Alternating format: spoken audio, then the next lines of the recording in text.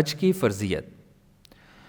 جس عاقل، بالغ، تندرست، بینا یعنی دیکھنے والے مسلمان کے پاس اپنی ضرورت سے زائد اتنا خرچ ہو کہ مکہ مکرمہ سواری پر متوسط طریقے سے کھاتا پیتا چلا جائے اور گھر پر اپنی بیوی اور نابالغ بچوں کے لیے واپسی تک کھانے پینے کا سامان چھوڑ جائے اور راستے میں بھی امن و امان ہو، تب حج فرض ہوتا ہے۔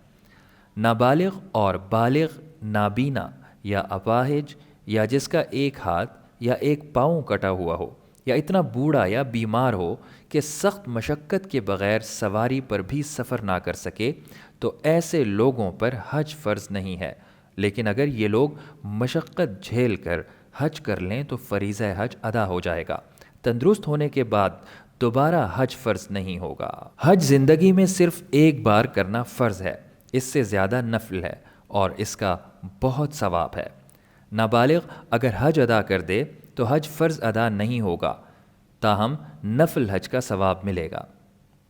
حج کی فرضیت کے بعد بغیر کسی عذر کے تاخیر کرنا درست نہیں اور تاخیر کا گناہ ہوگا، تاہم اگر تاخیر سے ادا کرے گا تو بھی ادا ہو جائے گا۔